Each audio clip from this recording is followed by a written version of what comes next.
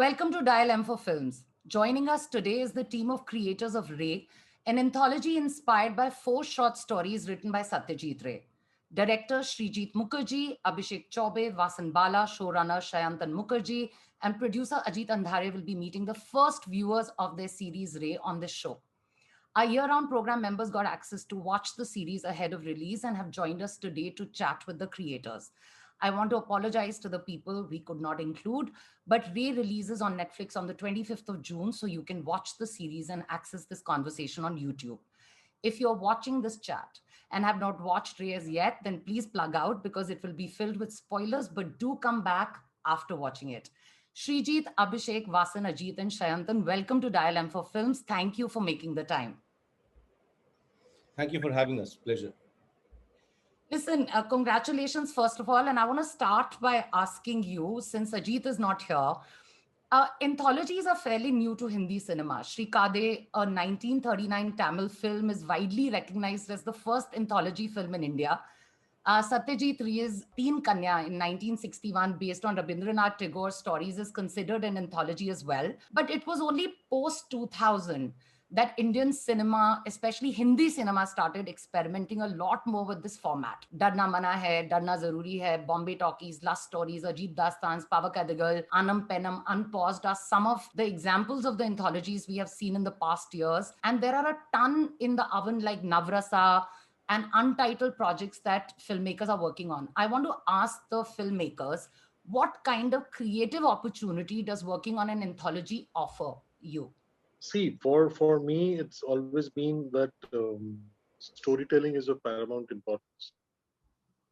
So, in an anthology, obviously, I would like to look at it from the perspective of the story I make.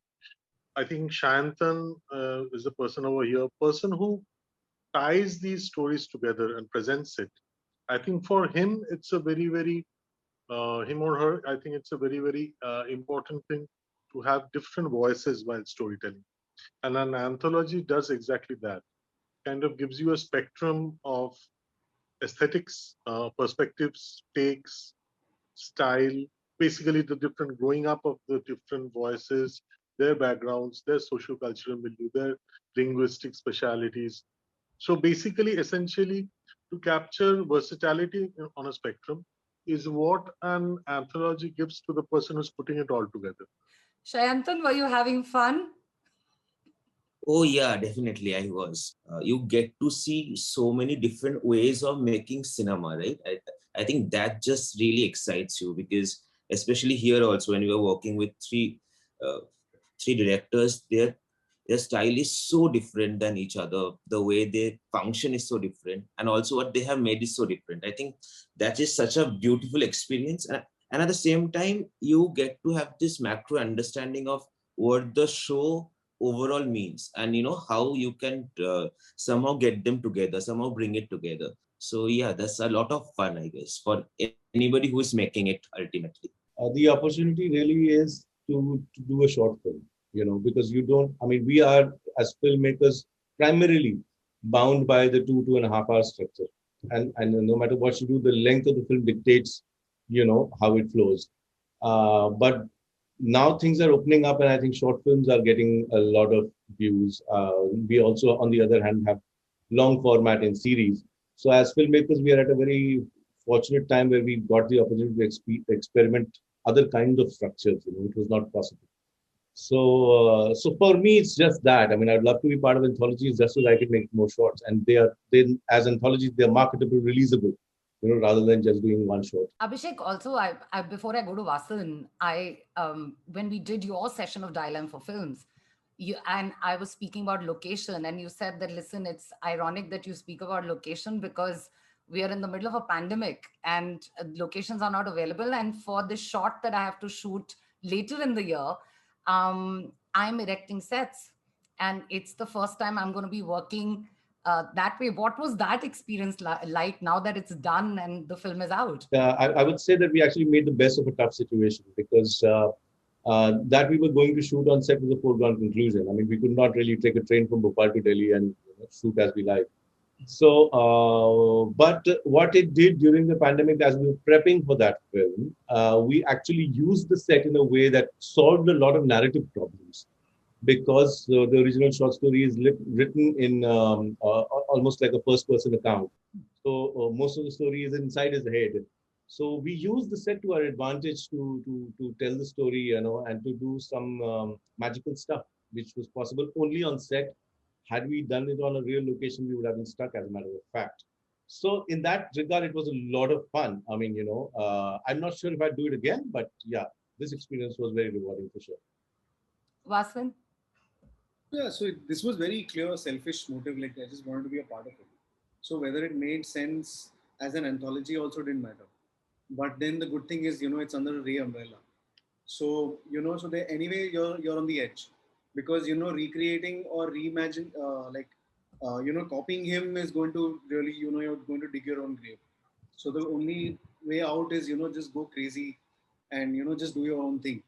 So it was in that sense very liberating to start with, and with Sayantan, I think we all found that partner. Like we were all on that similar page. Like all the thematics and how it come together and all the communication uh, that he will handle, and we can make our own films. So this was like amazing, the experience to go ahead and with the base material and run with it. You know, I mean, it's a known fact. Satyajit Ray put India on the global film map. His place in the cinematic landscape is reverential. Sometimes this legacy also makes him inaccessible by perception to his potential audience, something that he as a creator must not have wanted. Is the anthology an effort to expand his audience pool amongst people who are already aware but don't, plug into his work, or read his stories and maybe introduce him to newer audience? I think his films have found recognition beyond even beyond people who have actually watched his films. He's like some god who used to make a lot of cerebrally stimulating films. So he's there in the pantheon, rightfully placed and everything. But his other aspects of his genius, he was a polymath, right? Short story writing or story writing is something which is possibly the most popular after his filmmaking genius, but mainly in Bengal. There have been obviously Penguin translations and all that, but generally for us, people who've grown up in Bengal, we've grown up with his stories, his short stories, which went beyond Feluda and Shonku and delved into supernatural, horror, satire, irony, and the entire work. So this series for me is a very welcome series in the sense it brings that aspect of Ray to the forefront and introduces that to not only the pan-Indian audience to kind of reload, reinterpret the stories in a darker space so that we can also, seduce the younger generation into kind of liking his stories or getting introduced to his stories. Abhishek? As a matter of fact, I was one of the lucky ones because I was interested in movies and I ended up watching Satyajit Ray films. I got to know that he also wrote stories, and I could read the translations, the English translations of those stories at a fairly young age. But I don't think anybody who's passionate about films, for him it's just like a weekend thing to do. I don't think they will have the exposure. And these stories are tremendous amount of fun. I mean, apart from the Farida Shankar stories also, I mean, just his supernatural and the macabre stories that he's written, they're a whole lot of fun. And I think youngsters, especially the young generation, will really enjoy them. So I think it's a capital idea to take those stories and have directors interpret them in today's context. I think the Netflix generation is really going to enjoy it, for sure. I want to ask Shayantan actually that how difficult was it? I know it was a challenge, but you are actually sitting on the rights of 12 stories, and these are the first four that are going to be out. How difficult is it to get the rights to adapt Satyajit Ray stories? So I will have to be honest here. I didn't feel it to be very difficult. Maybe because I went to Babuda's house 2, 3 times. I sat with him, had tea, had some good food, and yeah, we bonded. And I think he just gave it to me because he thought ki just a young boy asking for 12 stories. Let's see. So yeah, it, it was not difficult. Of course, it was like making him understand how I am thinking. At that time, I don't think I also had a vision of exactly how this is going to pan out. But I was telling him that, I'm going to make it quite nice and big and fun the way I like it. And I think he just gave in after the third meeting. He was like, okay, tell me how many you want. And yeah, I think that's how it happened. So I'm sure maybe it is difficult to get access to him, talk to him, explain to him. But personally, I think I got really lucky that, and I think he's the sweetest person, and Srijit would also uh, Srijit knows him. So yeah, like it was great to just sit with him and explain and just get the rights. Walk us through how this whole project was put together, because Sure. there were lots of challenges. You didn't know when you started off, you didn't know which platform it's going to be on. And I think Srijit was one of the first people to come on board. So did Shiraj, who wrote the first story that you shot. Behrupia was the first story that was shot, and then you guys went to Netflix. So just walk me through the process of how this was put together. What were the challenges and how did this come together? Right. So, if I have to think of the genesis of this idea, again, I don't exactly know the day it came in, but it was always there, I guess, because as Srijit was saying, you grew up reading the stories. There was also this a thing called Sunday Suspense that used to come in Mirchi, Radio Mirchi, and that also I used to really religiously listen to. So all these stories were just there in your mind that, you would love to not only make them, you would love to watch it, you would love to watch them just as an audience. So that was there. And I told Ajit that, let's do something like this, because there are these stories which are really exciting. And I think he got more excited than I was, because I told him 2 3 stories and he read the other ones. And as Srijit and Abhishek was also saying, what you don't realize is the moment you read them, you realize how accessible the stories are, how fun the stories are. And yeah, it's like great fun to read them more than anything else. You actually forget that you were talking about Satyajit Ray, right? In the meantime, Srijit and we were also talking about 50 60 other projects, because Srijit always has them in his mind, some 100 projects at a time. uh, and yeah, I think then we both discussed Ray, and he also wanted to do something like this. So then we realized that we have an idea, we also have a maker, let's see if we can go with this. So that would be the how the whole genesis happened. After that, of course, getting the rights, which I mentioned, was thankfully not that difficult, but we got it. So in terms of adaptation, and now, as we are mentioning that we have modernized them, or they are dark. I don't know. That's actually how I also thought about it, because we were not trying to modernize anything. I think the stories are very modern if you read the original stories also. And when we say modernizing it, for example, Abhishek's story is not even based in today's time per se, right? So the idea was, if you are taking it out of Bengal, then how can you explore it? How can you see other cultures through it? How you can find some other relevance through it? And I think that was the overall thematic connection between all these stories. So that's how we approach it, that let's not make it dark or modern. Of course, those were the thoughts, but mostly to find some other relevance in a way of telling the stories.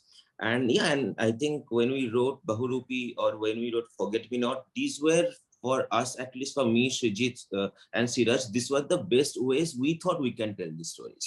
And it was not like, let's make it like this. I think it was just, this is the way we would like to tell the stories. So that's how it happened. And then Bahurupi we made. We didn't have a platform, as you were mentioned, but we were really excited about it. So we just thought that, yeah, let's just make a pilot. And again, it was all Ajit. He really wanted to just go and make a pilot, even though there is no platform attached. And I don't know how he took that call, but thank God he did it, because we ended up making Bahurupi. And yeah, Bahurupi turned out quite interesting for both of us. We, of course, struggled a lot while shooting it. We didn't have the Netflix budgets per se at that time. So, but the good thing is, I think Srijit is so used to working in lesser budgets. In fact, he enjoys it. So if you give him more, I think he just says, no, give me Give me the least things and I'll Michael, make things. ऐसा नहीं बोलते यार. It's not good for the directors. Tino directors are used to I it. do. They shouldn't have to put up with it. No, but I think that's a great part about it, because with Srijit, what I realized is that you were just there for making this film. It has to do with nothing else.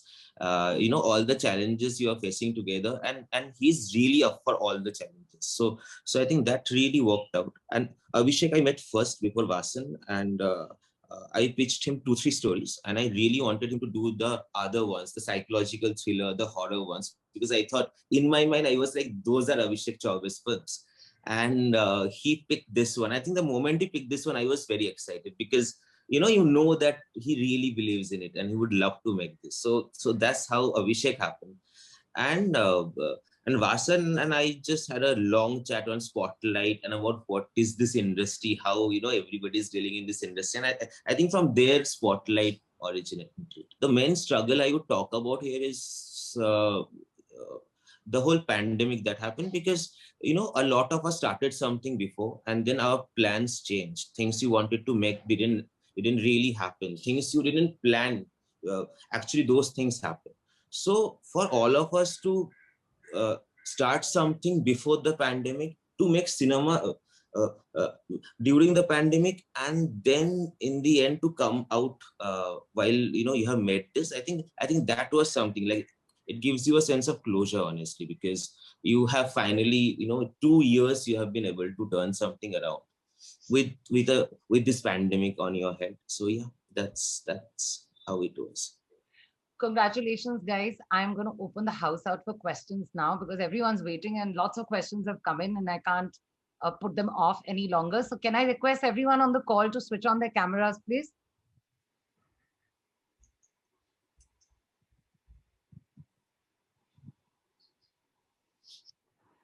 So this is the house, guys. These are the people who watched Ray. Yes. They're the first viewers of Ray in India. And can I start, of course, with Parvati Tiruvottu? Thank you, Smriti, for calling my name first. I feel like the student sitting in the back bench being called, Thank you so much. I absolutely loved the anthology. I watched it back to back yesterday. It was like 5 hours of a trance, to be honest. And what I really liked is, and that's what I had put in the chat too, is everything else apart, like how it was adapted, which I'm sure will be talked about.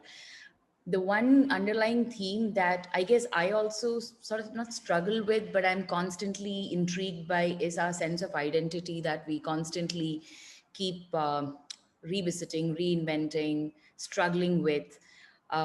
So I saw that as a common thread throughout. Like every character, especially the protagonists, have some sort of a tiff, a tug of war with their identity with themselves or who the other person is.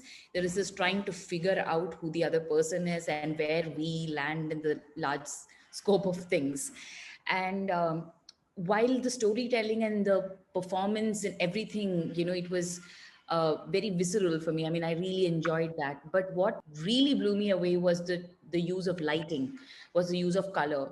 There was this saturated depth to it, but at the same time, it wasn't overwhelming to a degree that it threw you off from what you were experiencing through the characters. So I wanted to know if the four of you got together in understanding, is there some kind of a thematic parallel you all spoke about in the post, like in the use of light, especially in Spotlight, like the use of this multicolor on Vic's face in the end when he's sitting in the um, what's it called, the palkin, and you don't know exactly. I know it's early morning, but there seems to be this really interesting orange that is used throughout, and there's also a lot of pink. There's a lot, real saturated colors, which made it a bit more of a fantasy like experience, even though it was very real and relatable. That's my question. I would love to know the process behind the use of colors. Thank you. So I think Sayantan kept it like one very secret thing, not a secret thing actually. He just revealed to each other what each other is doing. So he kept us on toes, like that guy is better than you. but unfortunately, we all could never sit in one room and decide how this is going to be. But we all kind of worked on our individual projects in that sense. And also the colors that you were talking about in Spotlight. I mean, Ishit is like my a favorite collaborator. So the thing with Spotlight was like for me personally, for me, Ray, at least it began with his fantasy films, Gopika and Bhagabai, and then Jai Baba Felunath and Shonar Killa. So obviously all those fantasy elements came in, and also now being exposed to at least one kind of film industry, and we kind of understand the insecurities and the ambitions over there. So those are there, and also I think all of Ray's stories, the protagonist is usually an educated, confident, almost snooty, arrogant person who then spirals down. So in that sense, yeah, we all stayed our own corners and kind of, but because it was Ray, so we had this protagonist to kind of explore and revel in. I, as a matter of fact, barely even knew. I mean, although I've read some of the stories that Vasan and Srijit have done, but I did not remember them very well. But I think I think the balance had to be maintained by Shantan. But I think some things have happened naturally for the simple reason because I think all the stories somewhere deal with somewhere are about the psychological exploration of the protagonists. What's going on inside their heads, and a part of the story exists in the realistic realm, and part of it really exists just inside the character's head. So, I mean, in case of my story, I had to find a way to talk about that, to be able to show that, because it's very hard to do in film.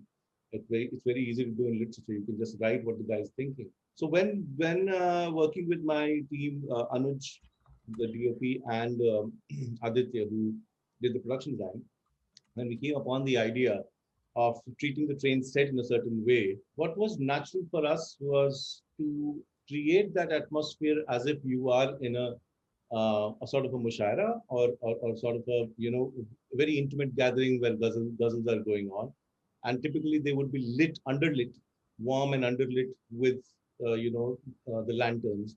So that's the field we went with. It's almost like so even in the train. I mean, we decided not to be too realistic about how the train is. We did away with the squalor of Indian railway trains, and we created something that was neater and nicer, and warm and sweet.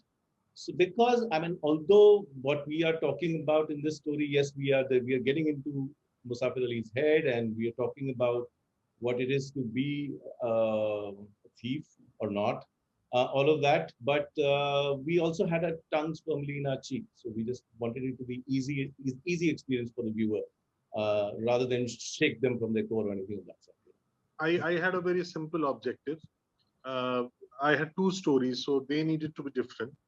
And luckily, the stories kind of spontaneously gave their own color palette, and we placed them on absolutely the extreme ends of the color temperature. So while Bahrupia is it's warm, it's really warm, which underlines the colors of Kolkata. It's old world charm. The yellow taxis, the underlit Changwa restaurant with red tables, the grandma's chamber. So it's very, very warm. The entire color treatment is very warm. And on the other end of the spectrum, you have the cold and calculated Ipsit.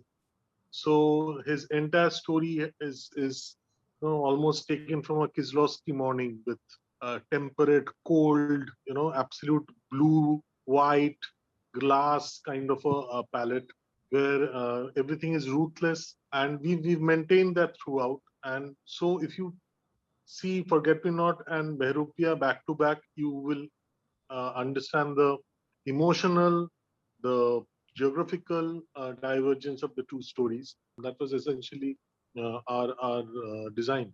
Thank you. Thanks, Parvati. Thanks, everyone.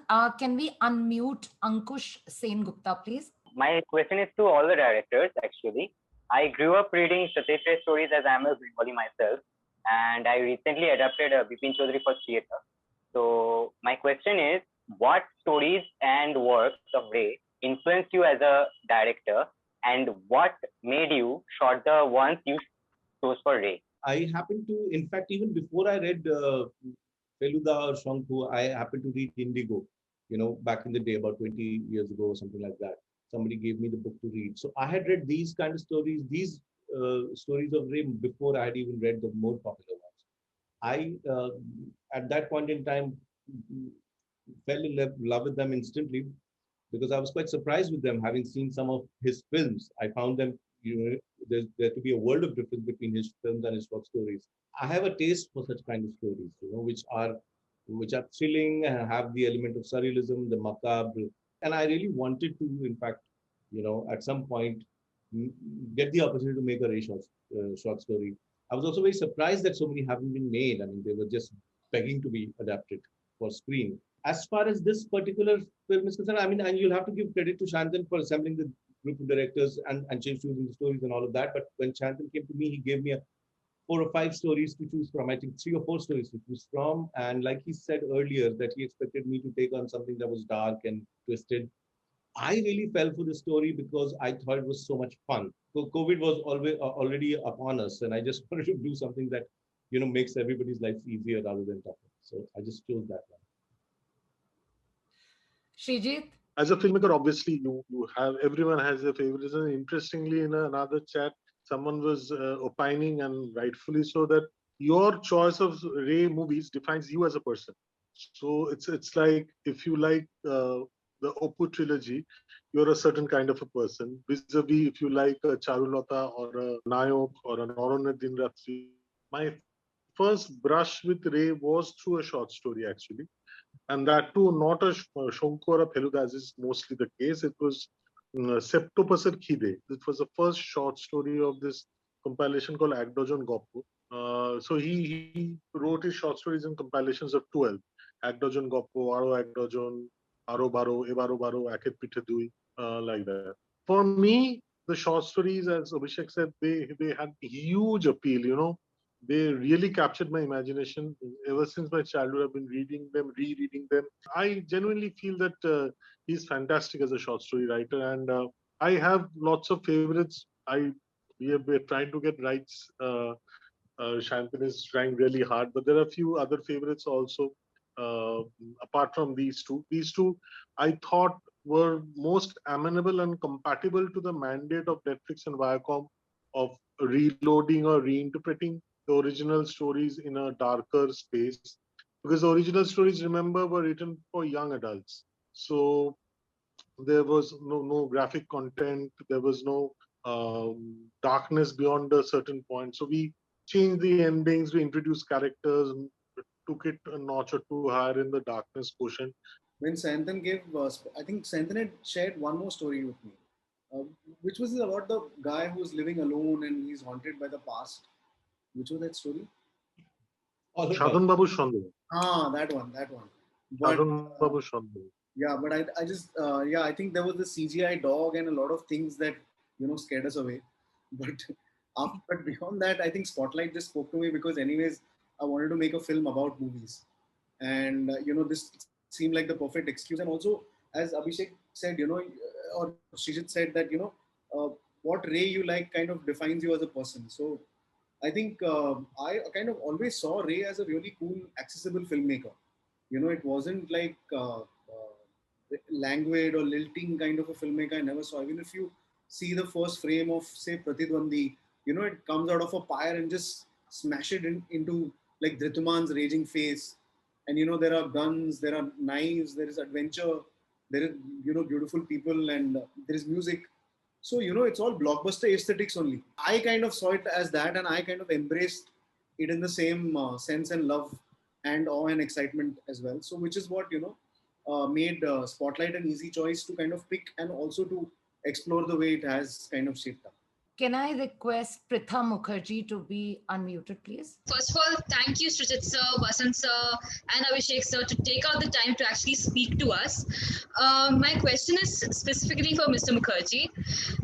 In your short Behrupia, there are a lot of callbacks to a film which you made, Pinchida. So was the homework on makeup and prosthetics and your experience of working with Somnath Kundu actually handy when it came to designing the character of Indrashish? Absolutely, absolutely. Vinchita was actually partially inspired by the life of Somnath Kundu. Obviously, that experience of working with Somnath. So I've been working with Somnath since 2017, actually. Since 2017, I've picked up the nuances of prosthetics and makeup from him. In fact, I was like also kind of when we jammed together, the makeup artist for Herupia and I, we were sitting. So I told him, look, this is how I think you should be doing this. And he was like looking at me. How come he's talking in terms of jargons associated with prosthetics? So I told him, no, I have this dear friend of mine whose life, in fact, inspired a film called Vinchita. So he's kind of taught me the very basics of prosthetics and all that. So absolutely, it was a huge help, and it was kind of a, you can say, a dress rehearsal for Behrupia. Thank you. Ruturaj, can we unmute him, please? He has a question for Vasan. Vasan sir, there's always a sense of absurdity in your storytelling, like in Mard Ko Dard Nahi Hota as well.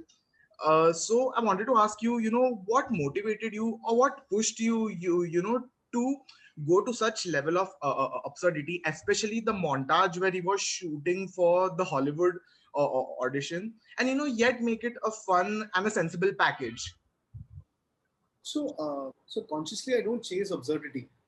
It's only when I get the feedback is then I understand. Oh, it is going there because I kind of see it as real people. We are repressed with our own sense of morality, virtue, everything, and then it comes across either on Twitter or mostly Facebook in a lot more words or YouTube, and then we kind of keep going into the absurd ourselves, right? Every day on Instagram. So I think it is an extension of a very palpable reality in that sense.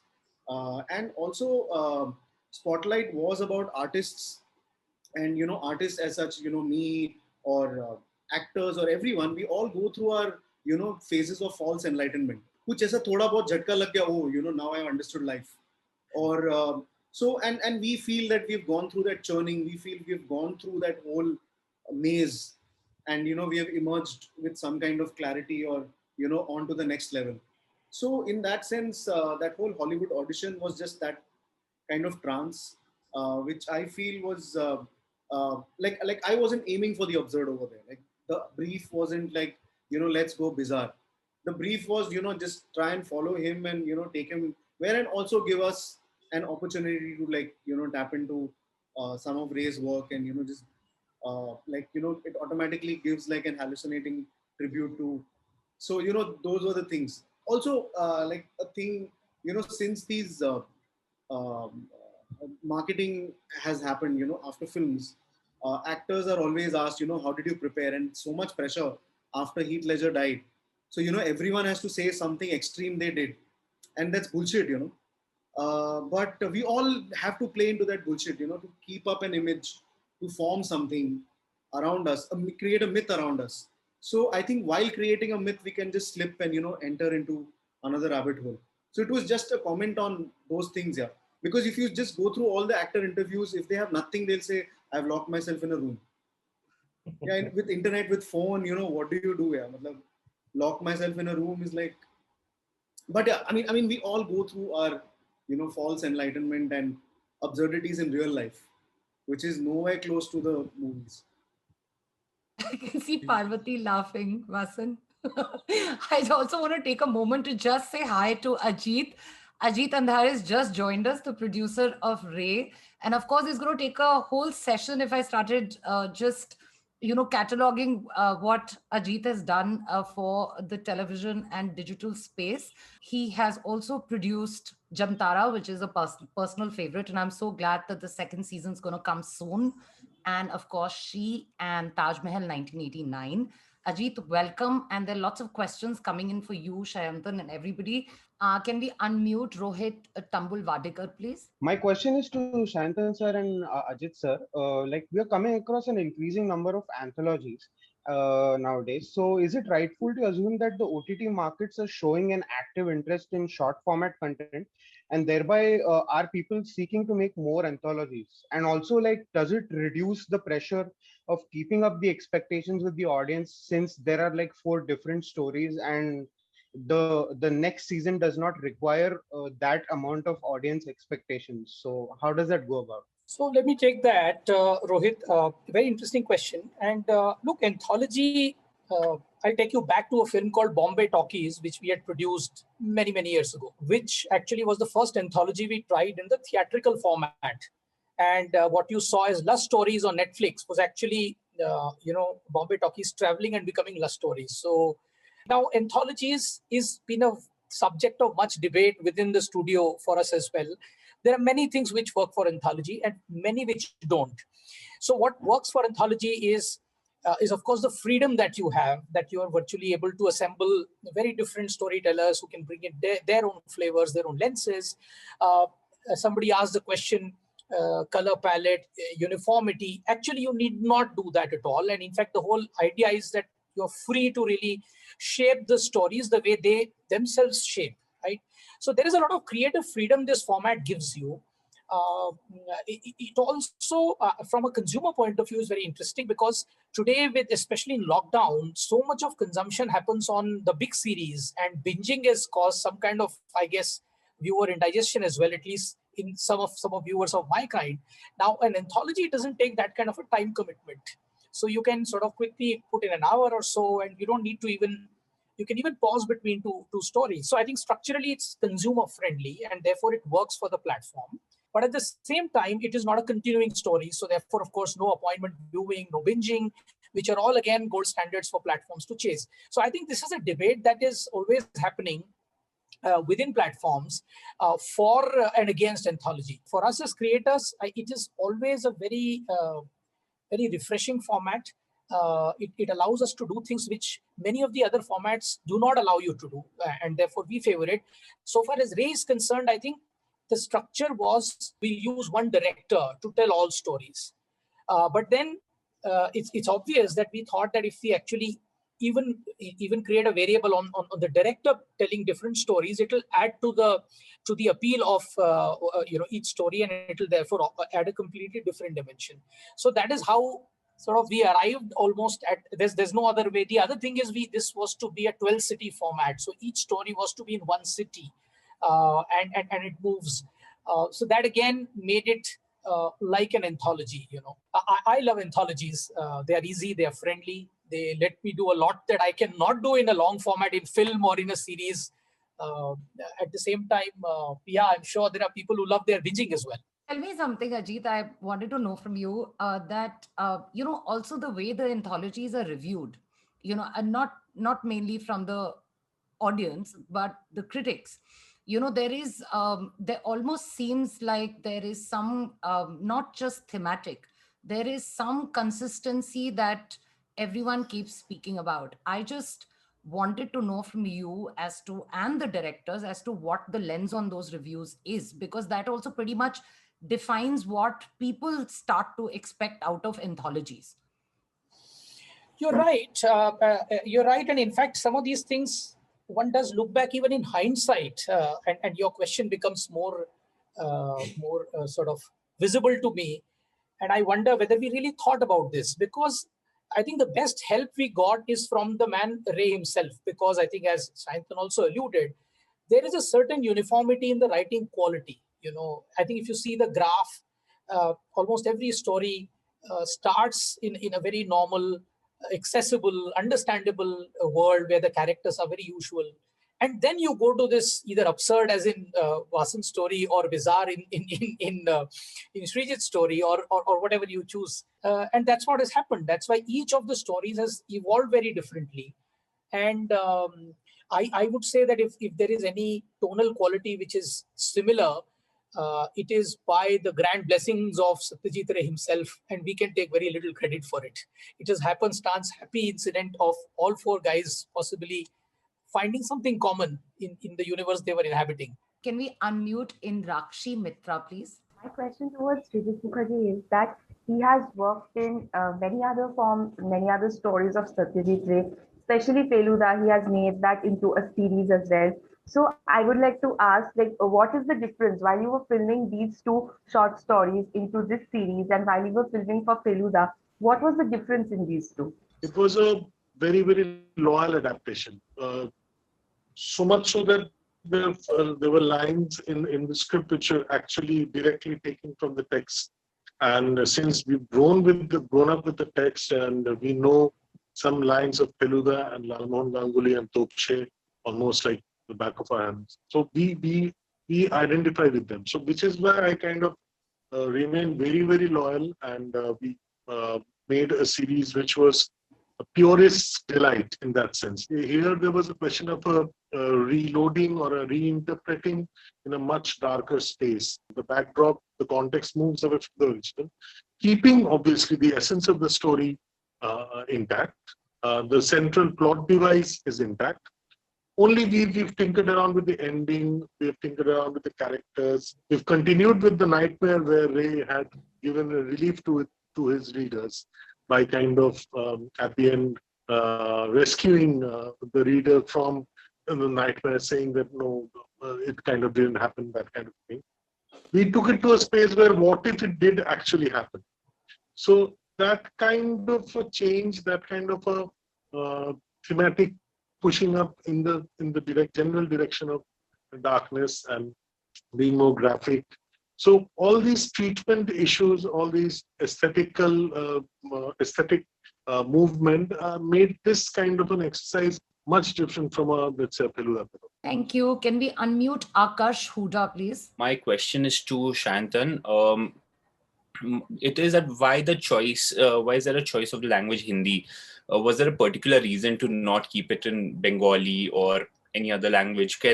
And also, can we expect the upcoming projects to be comparatively gender fluid? Like, it's not a complaint. I quite liked it, but it's just a question. Right. Why Hindi? Because I don't think we have a very particular reason for that. But mostly one would be that we've read it in Bengali. Some of them has already made in Bengalis. They have also, we had the podcast, which was there in radio. That was also in Bengali. So I just thought that we have all heard it. Most of us have heard it. We have all seen them. And why not also show it to everyone, right? Now, of course, you can ask that, but if it is in Bengali also, people will watch it. Of course, they will. But the stories are so timeless. They're so universal that why not open it up? And I think it came from there, that let's travel with the stories, because you can set it up actually anywhere, and then also it will speak for itself. So yeah, it came from there, just for more people to see them, for more people to enjoy them. It was just coming from there. In terms of gender fluidity, yeah, you will definitely. That would be always what you were trying to do. So yeah, absolutely. Actually, I remember this short film we had made called Bauma. The Bengalis will kill me for my pronunciation. Bauma. I can't get it right, but you know what it means. So we actually made this call for that particular product to keep it in Bangla itself. And, it unfortunately, I mean, that is the nature of the language. It limits the travel. So it was a beautiful short film, but it is limited. And the whole idea is if you're doing Ray, Ray has inhabited Bengal, from eternity, and he will inhabit till eternity. Why not really bring it out to 200 countries where he may not have reached? So it was obvious we should put it out in a more accessible, wider language. Can we unmute Manisha Israni Misra, please? Thank you. And it was a pleasure watching it, all the movies. But my favorite was Forget Me Not and Spotlight. I just wanted to know which are according to you, which are the most suitable directors, female directors for this, and was that option considered? I don't know if there's a suitable female directors. Everyone is suitable if they want to tell the stories, right? So it was coming from there. And as Ajit was mentioning, we went to everyone that, hey, we have these stories. We would love to know if you want to tell them. Trust me, there was no such conversations in our mind or otherwise that let's go to a male or a female director. I don't think we think like that. So it was never like that. If you're asking me which are the female directors, no, I think any director who would want to tell these stories, any director would be excited to tell these stories. It should not be about male or female at all then. So yeah, that would be my answer. And it was many times the practical issues. For instance, I remember we have approached Meghna, we have approached, who else we approached, Sayantan? I remember Meghna, of course. Gauri, Chandra, Meghna. Gauri, of course, we approached. And we may still have, because as I said, we have 12 stories. This is just the first set. So there will be an occasion for us to steer clear of that gender accusation. But we have approached, and for various practical reasons, timing and so on and so forth, it just didn't sort of work out. But I'm sure it will in the fullness of time and session. Thank you. Can we unmute Rishabh Bhattacharya, please? He has a question for Abhishek Chaubey. Sir, while watching your film, I could not help but notice the similarities between the film and Mr. Ray's film Nayak, where the majority of the story is on a train on a journey somewhere, and there are brief escapes into dreams and borderline surrealistic imagery and that sort of things. So of course it's very very true to how Mr. Ray would have probably maybe done it. So my question is, how does an artist like yourself, sir, how do you maintain what your voice is while adapting something like something written already by a prominent director? How does an artist create their own art? Oh, okay. Yes. Yeah. I think filmmakers can't help being themselves. No matter what they do, who they are is going to show in their films. I don't think any filmmaker is a philanthropist. I'm making this for the audience. They are making them for themselves, really, because it's a reflection of who they are. So it's very hard to hide who you are. I never deliberately. I mean, when you're given an opportunity to adapt a Satyajit Ray short story, it's first of all, it's an absolute honor that you're asked about it. But at the same time, it's also a huge amount of pressure, because you don't want to let him down. You don't want to let the audience who love his films and who love him as an artist down. So that bit of pressure is of course there.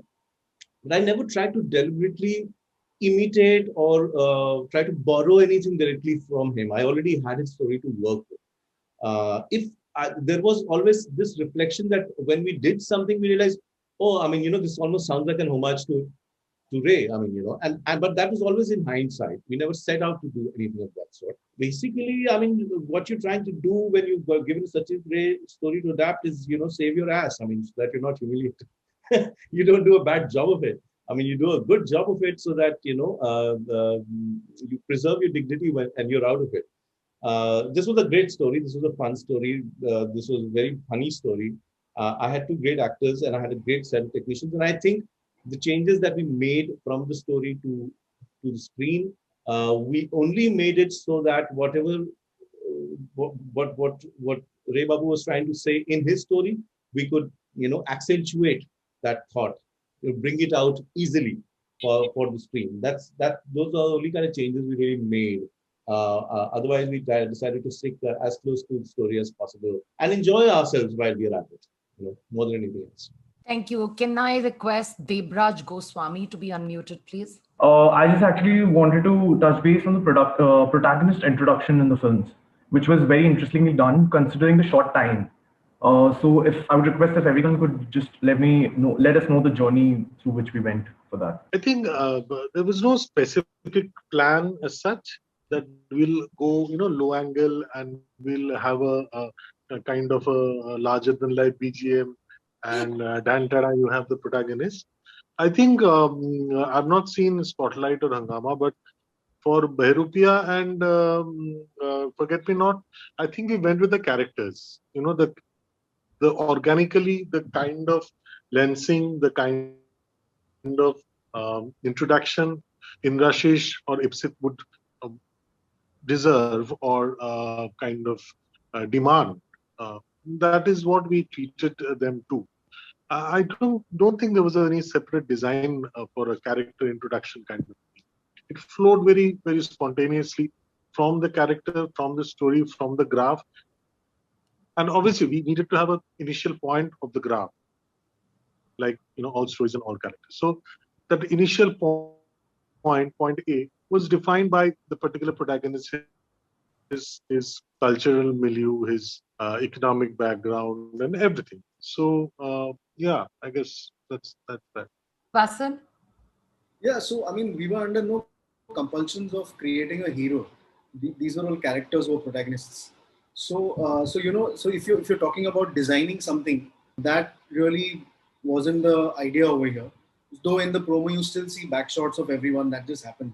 That no one it just happened to be in all the 4 films. Yeah, there was no. Also, this was not conventional Hindi film template also we were going for. So as such, there is no introduction in that sense. You just, either they're in bits of a conversation or they're by themselves or, or they're traveling somewhere. So it's just everyday situations you're in and then you get to into the drama, which anyways is there. And that is where you actually see the design. It's not really in the introduction, but, as they go into the journey, is then we kind of bring them into a particular design and then show them in a particular light, put the light on, put the light off. Then you do those things. Abhishek? Yeah, I mean, a hero को introduce करने के लिए specific sound or music or shot का ज़माना तो चला गया.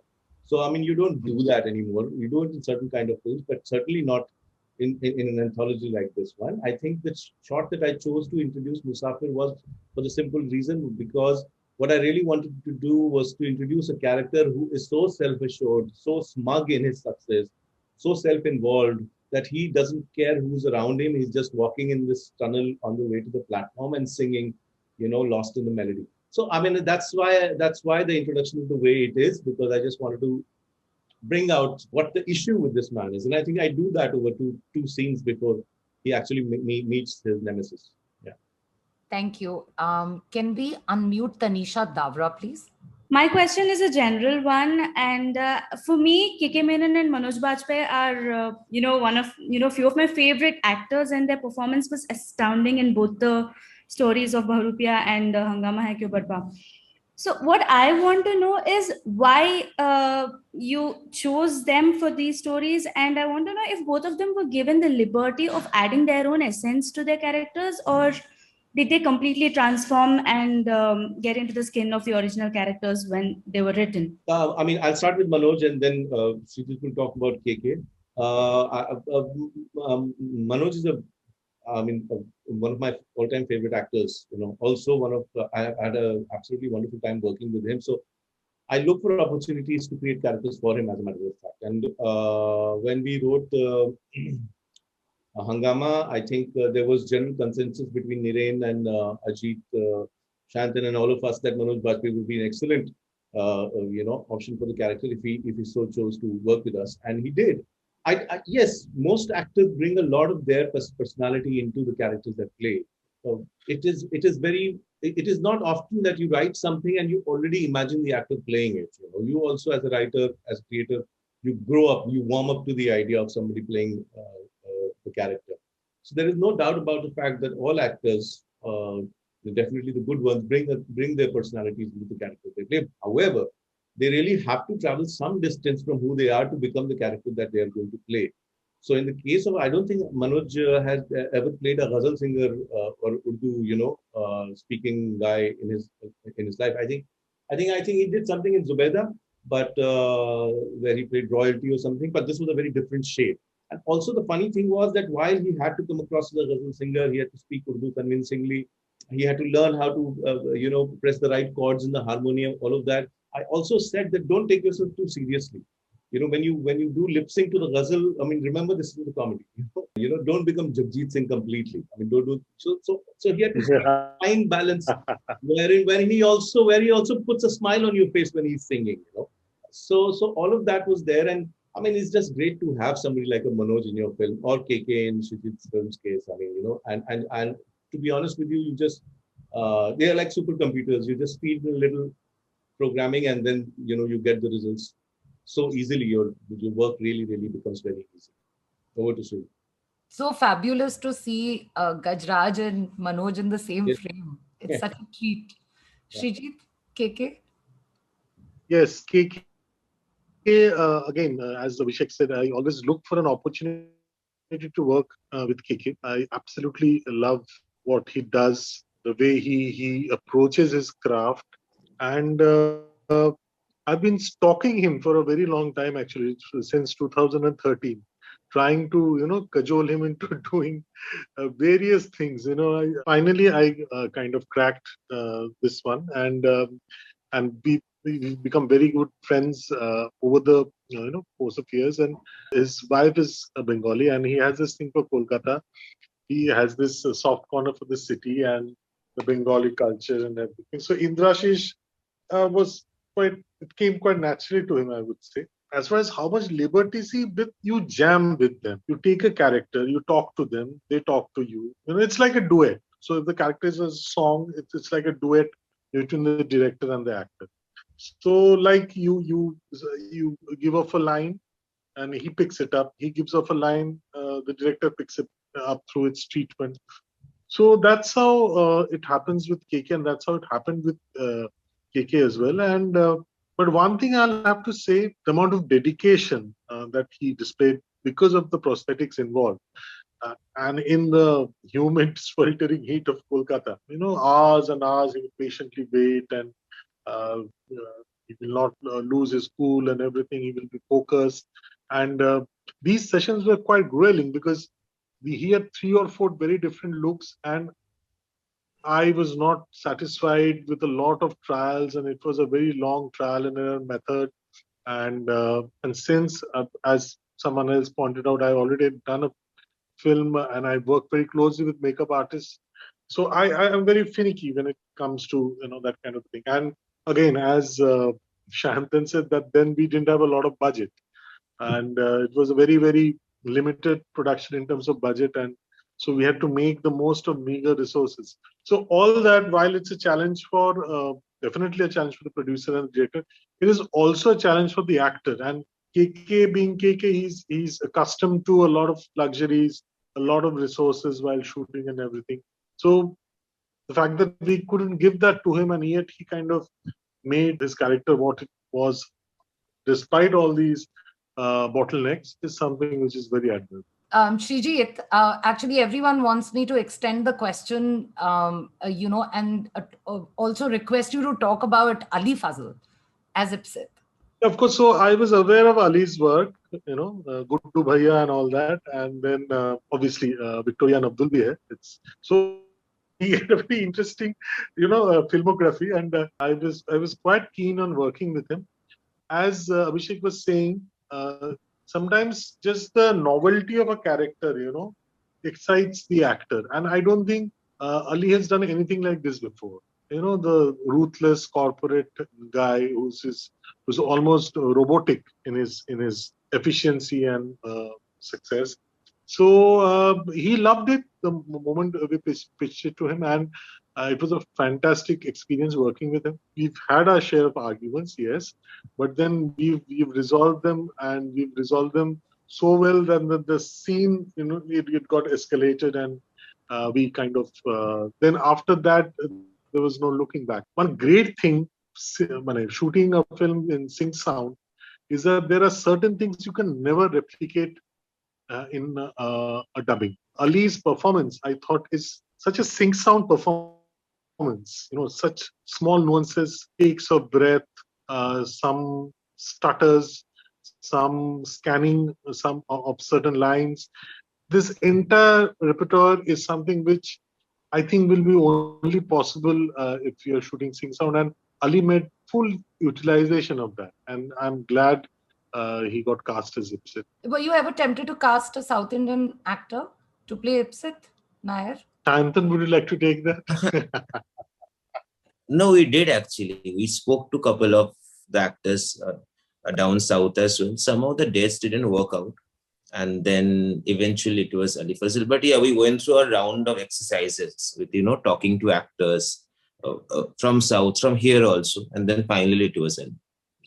But I also wanted to know that, what do you feel about, I know that it cannot be an absolute, but what do you feel about the growing conversation around, choosing actors to play, characters that they belong to those communities, or they belong to, if it's a South Indian character, then you take a South Indian actor. What do you feel about that? Because that conversation is really gaining momentum, and a lot of people feel that there are options, and why aren't those options exercised? But as creators, what is your opinion on that? So I think the conversation is mostly about how there is an experience of someone, and it would be only the most fairest way to have that person who has mostly gone through that experience, right? And that's what we are talking about. And I don't think it's mostly about this, what you mentioned, but about everything else also. You try to be more real to it. Having said that, I also believe that you can only have so much experiences from your own life.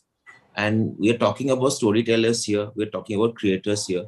So yeah, if we can somehow find a balance between all of this, for example, having more gender fluidity, having directors who are also female. I think mostly what we're trying to talk about here is to just open it up, to give space, to be more conscious and aware about it. But it can't be a mandate, like, it has to be this, it can't be that. Then also I think then again we are creating the same problem then, right? And I think everybody is trying really hard to work on that, people who haven't before. And the only thing you can do is to be more and more aware about it. But yeah, but more than that, I don't know what one can do right now. That if we are making more, I'm sure, I think we'll also understand this more, the way we go ahead with this. I eat that question for breakfast, lunch, and dinner. And I can tell you that there is very little science for it. Take the case of two prominent castings where I was of a very different view than what we eventually cast for two characters. I won't name them right now. It's all working fine. I think what we do, I think generally anyone does, is really it's a matter of what is the feel for the character. So for example, Bahurupi, I don't think any other person than KK ever ventured our thoughts, because somehow he just inhabited the character even at a writing stage. We had a lot of dilemma on Ipsit. And I think the dilemma comes from what are you feeling about the character, and secondly, what is the image of the actor you have in mind. And I have seen often that, as they say, even in marriage, the more you breed outside, your offsprings are going to be possibly even more competent. The more, many times it works where if it's completely counterintuitive. For example, you're feeling that you need a much harder set man, a more ruthless or a colder person for this character, and you have someone who might invoke a baby face, and you're not able to reconcile. But many times you break those rules and you get completely different performances. Otherwise, how would Ali Fazal become a Guddu Bhaiya ever, or how would Amjad Khan ever, give rise to a Gabbar?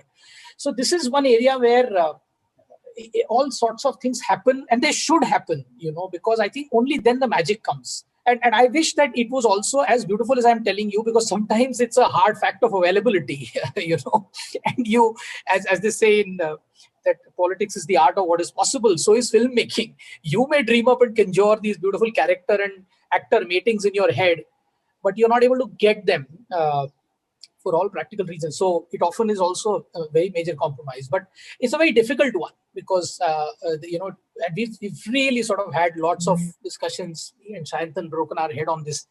I think you can't get too caught up with the method, and you have to be, and in this case, I'm telling you, like, for example, for me, Musafir Ali was someone far younger, and in awe of this slightly, more, let's say, grown up, more powerful, more seasoned man, and so on and so forth. Then a slightly different Musafir Ali came, and look what magic he has created. So it is, you can never discount what the actors will come and do once they inhabit the character. So you should not overthink, is all I can say at this stage. I just want to know here, everyone who is on the call, you guys also want a season 2. Yeah, do you all want it? Again, asking, yeah, I just want to know. I'm spontaneously taking questions as they come along. So everyone's like, where is the season 2? What are you doing for the season 2? So there are lots of questions there. Well, let me quickly answer that. Season 2 hopefully will drop very soon. We are very keen. We've got 12 stories. We've got women directors. We've got all sorts of fluidities which are waiting to happen. But it really depends on how excited is Netflix and what the audience response is, all of that. So, yeah. I have this question for you right on top. I wanted to know that the 3 shows that came out in very quick succession, it was January, February, March, you had 3 series that dropped on Netflix.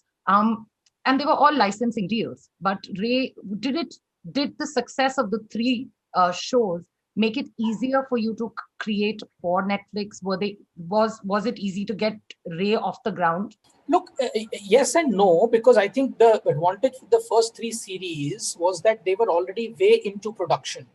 In fact, we had most of the episodes or many of the episodes already shot, and then of course, we completed the series. With Ray, the journey was different. We had only shot 1 story, and the balance had to be shot. And also, there were a lot of permutation combinations in terms of especially casting. So I would say Ray is where there was a lot more intense collaboration. And whenever there is a lot more intense collaboration, it is never easier. It is always more difficult.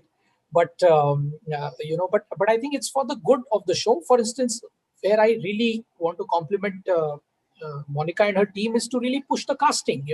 I mean, to be honest, we were wearing the purist hat many times, and we were saying that okay, this is the character. So do we really need this face?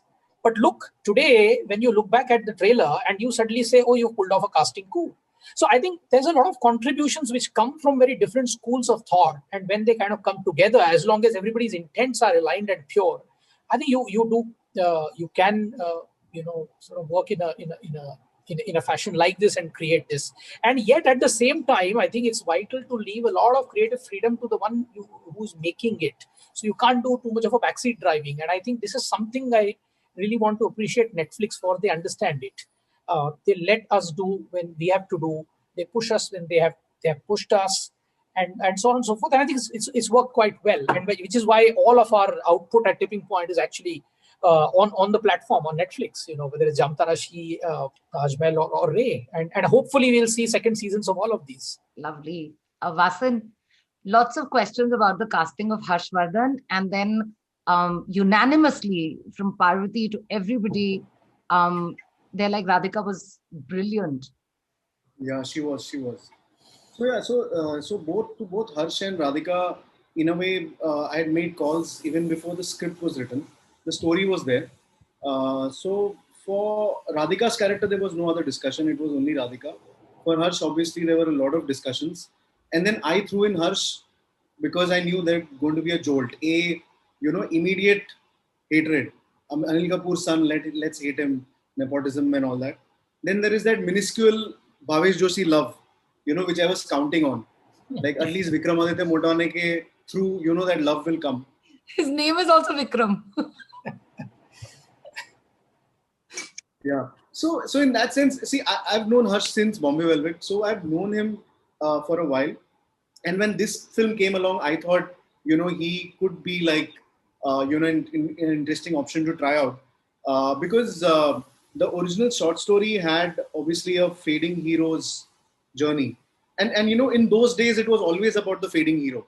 But I think the fading hero's journey is a lot more complex today, because they still have all the fading heroes still have a lot of money and clout, but just figuring out good films now. They're not fading only, Vasan.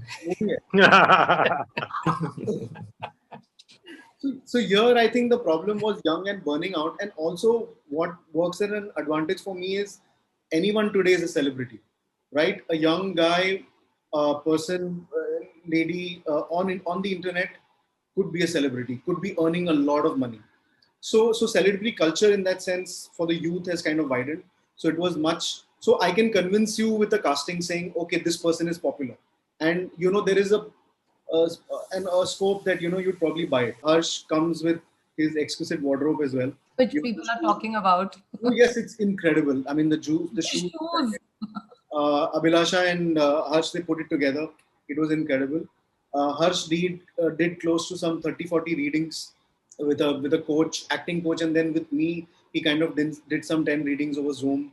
And over a period of time, we kind of found what the tone of Vic could be. So Harsh was always there, yeah, 24/7 available. And with Radhika, I've worked with her, so there was a lot of confidence over there. So what we first did was Niren did the first pass of dialogues. Then I gave the dialogues to Anubhuti Kashyap, who will be making a film called Dr. G with Ayushmann. So because she's from Banaras and she's from UP, so she gave her pass on the UP dialect, cleaned up the dialogues for us. Then she read it out. Then we gave it to Radhika. Then we did a reading. Then we had a dialect coach on the set. And then eventually, while dubbing, unfortunately, we wanted it sync sound, but there was a marriage happening in the pandemic. We were shooting in Jaipur. We couldn't record it properly, so we had to go in dub. Then we had another dialect coach, and so finally, with all those passes, we kind of could get rid of the Delhi and completely get in UP in her, and knowing Radhika, and she'll not budge at any level, like even if it is like 20 pages of dialogues or the most difficultest of things that she's done, she'll be at it. So she's like an incredibly hardworking actor, and it was very important to get DD right, because DD can be a lot of posturing. For us God women and warriors, and especially if we get into those costume based things, we just start posturing. And it was very important to let go of that posturing and actually become a real character. I mean, the godliness should be inside and not in the posturing. Should be in her confidence and the life that she's lived. It's been so tough that now she's invincible. So there were different things that we would discuss, and we arrived at a tone which can't be too casual, too sing sound, or it can't be too definite and dialogue written. So we had to arrive at an in between, which we did. I feel, at least, it was one of the most satisfying days of shoot that day with that night actually with Radhika and Harsh for that scene. Yeah, it was a lot of fun. Yeah, collaborating with them and Chandan also. Yeah, so yeah, it was super fun. All of them were available. They came in with their inputs. They read it out as many times as we needed to, and so that when we were on set, it just looks as if it all happened, and it doesn't look too acted or too performed. Thank you. Can we unmute Vibha Tikku, please? There's such an intriguing and interesting discussion going on that I'm kind of blank at this point of time. And also congratulations to everyone. It is such an amazing movie, all the films that we saw.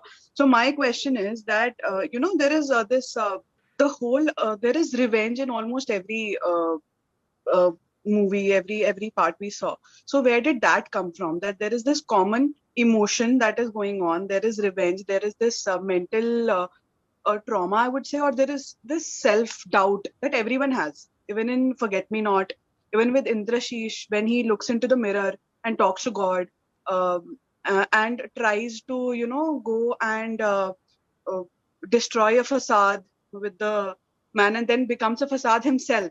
So there is revenge almost everywhere. So I would like to ask about that. Also, Vibha, what you said, that what's the significance of using mirror in all the movies? Yes, that too. For everyone. Musafir, Yeah. Ali, Vic, and even Ipsit, for that matter. Yes. So, Abhishek, you want to take it first, and then we can go to Srijit and Vasan.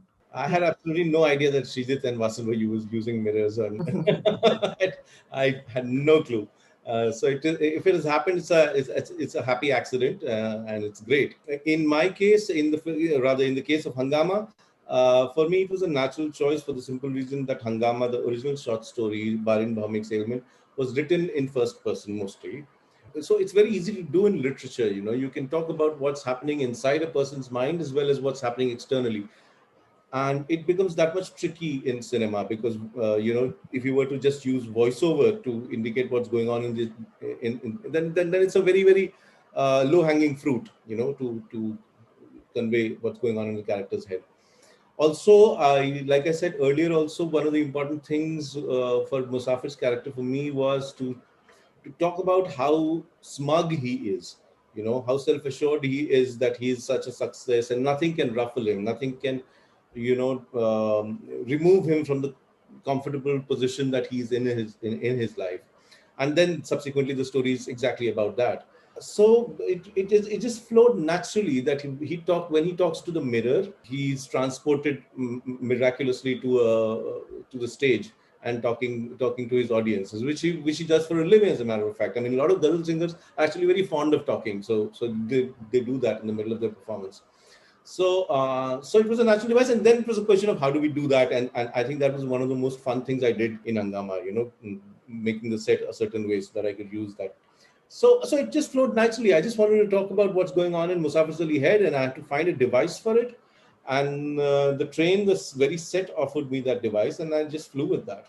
Yeah, talking of happy accidents, in fact, Abhishek's last description of Musafir Ali sounded eerily similar to that of Ipsit. In fact, I was thinking he was describing Ipsit. So this eerie coincidence, I think, extended into a usage of mirrors and the other devices, and the element of revenge and spiraling down and all of that. Yes, so again, very organic, very spontaneous, derived from Indrashish and Ipsit came the treatments, be it mirror, be it the spiraling down, be it the disintegration.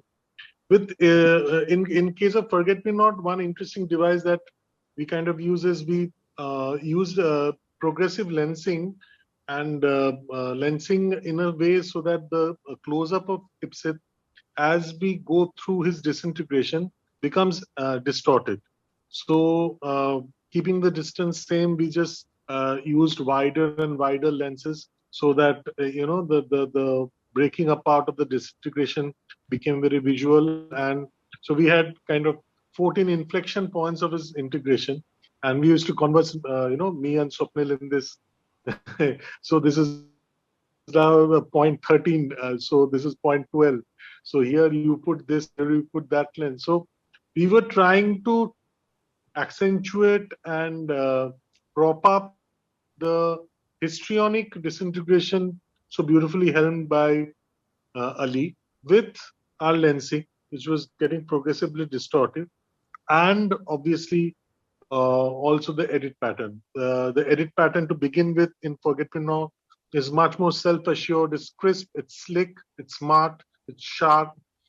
It gets more and more languid, longer shots, stronger holds, more random, more unpredictable as we get along the story. So through edit and lensing, we were kind of propping up his performance in Forget Me Not.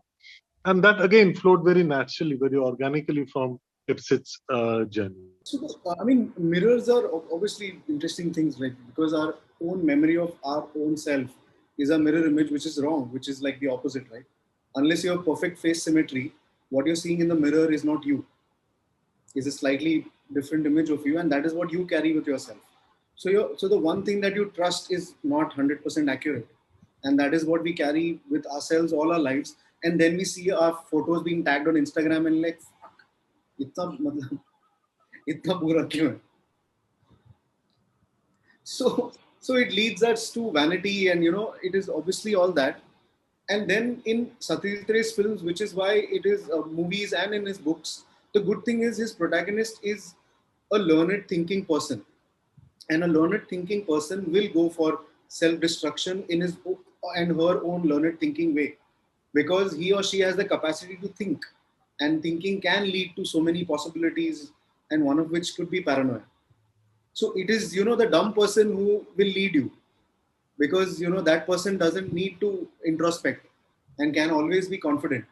So which is why when you take any good filmmaker, any good writer, the protagonist has to be a thinking, learned person, so that, that spiraling down is much more interesting in that sense, because that awareness comes, the conflicts come. Because if you have no stimulus for your own self, there is no conflict, right? You're not bouncing, you're just steering through in a smooth way. So, we have created our frictions with our knowledge and, our evolution, which is going in opposite directions. So, so those are interesting things to kind of look into. And obviously Ray being Ray, he gives it us in a platter. So yeah, so that is why we feel, we probably all use mirror, which also Ray himself does in a lot of his films. Vasan, but how did you create the look? So the look we were very sure that, you know, has to be the most blank expression ever. And we had taken it from Harrison Ford, Indiana Jones look. You know, he just does like the slight smoldering. So it's like the commercial look, right? The Hollywood commercial look. You know, the thing about cinema is we don't know why something works, right? Yeah. You know, when someone puts in so much, you know, ends up as a character artist for his lifetime, and someone just walks across or probably stands, and, you know, for certain shots doesn't even wear pants, maybe. You know, he's probably a superstar. So you never know why the magic of cinema works, and everyone's trying to unravel that. And you know, you'll be hearing horror stories. Arey, director ko kuch nahi aata, and that will be like a masterpiece. And or an actor gave a tough time, and it's like the most incredible performance ever. And this is the magic we live for. Yeah. We'll never know. Was it real? Was it make believe? We shouldn't know. We'll never know. Actually, it's not about we shouldn't know. We'll never know. Okay, I'm taking the last question because we are completely out of time. Can we unmute Utkarsh Pandey, please? So my question would be to Abhishek Chaubey, sir. Do characters in your film, in your story, does Manoj Bajpayee's character stand for every artist who steals from everything he gets from every influences, and in the end it turns out that everybody is stealing? That everyone, whether an artist or not, they are stealing, that everything they do, everything they are, is because they've stolen something from everyone else?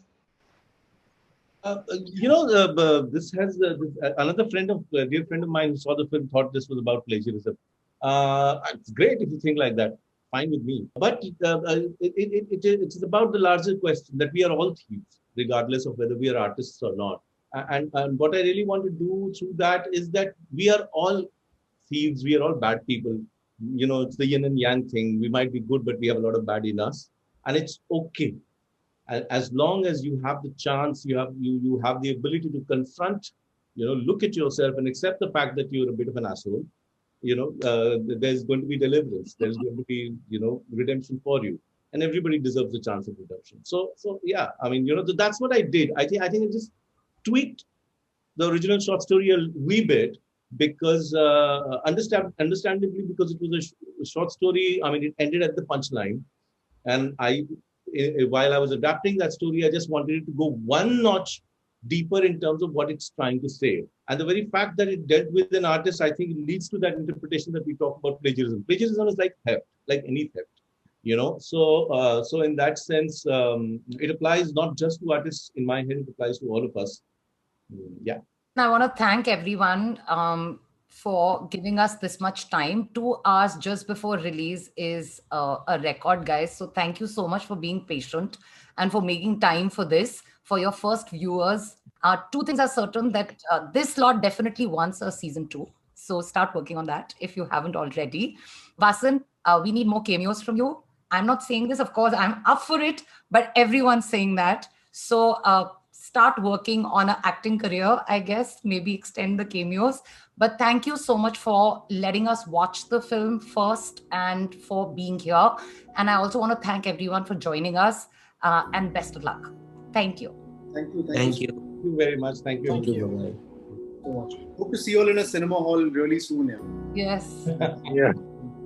Bye, guys. Zoom ki window se nikal kar.